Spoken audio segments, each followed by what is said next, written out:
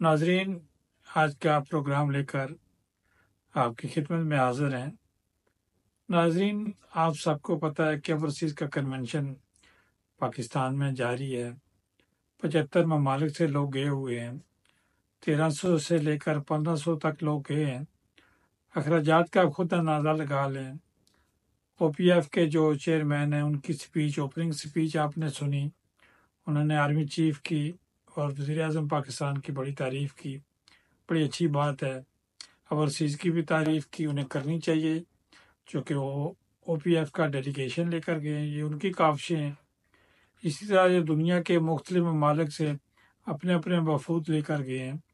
उनमें इस्तेकाम पाकिस्तान के शहजाद उस्मान का नाम भी पेश है। इसके अलावा और लोग भी जो हैं वफूद लेकर गए हैं। राजा अली असगर साहब जो कि मुस्लिम लीग नवाज के चेयरमैन है फ्रांस से, उनका वफद भी, और ज़हूर साहब जो कि बैरिस्टर ज़हूर इकबाल साहब हैं, उनका भी वफद जो है वफूद जो लेकर गए हैं। कारोबारी लोग भी गए हैं, सियासी लोग भी गए हैं। उनकी बड़ी हौसला अफजाई हुई है। आर्मी चीफ ने, वज़ीर-ए-आज़म पाकिस्तान ने उनको अप्रिशिएट किया है। लेकिन कुछ ऐसी भी खबरें आ रही हैं, मैं समझता हूँ कि इस वक्त खबरों की तरफ तवज्जो नहीं देनी चाहिए।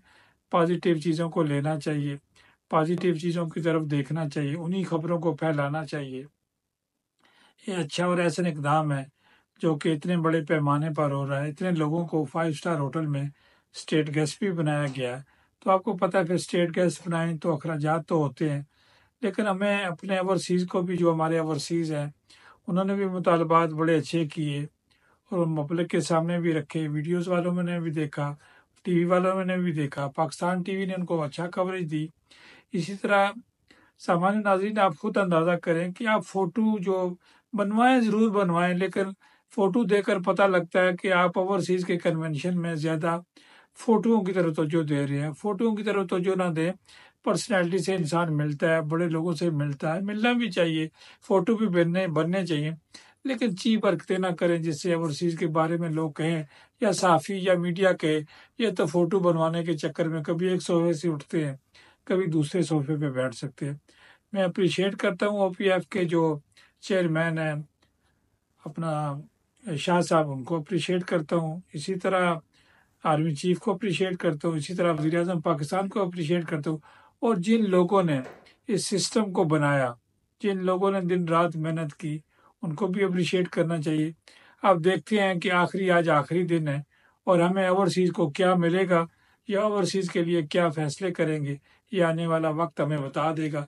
अभी 24 घंटे आप इंतज़ार करें, अगले व्लॉग में आपको सारी चीज़ें क्लियर आ जाएंगी। सामान्य नाज़रीन, उन चीज़ों से परहेज़ करें जो सिर्फ पैसे कमाने के लिए खबरें बनाते हैं।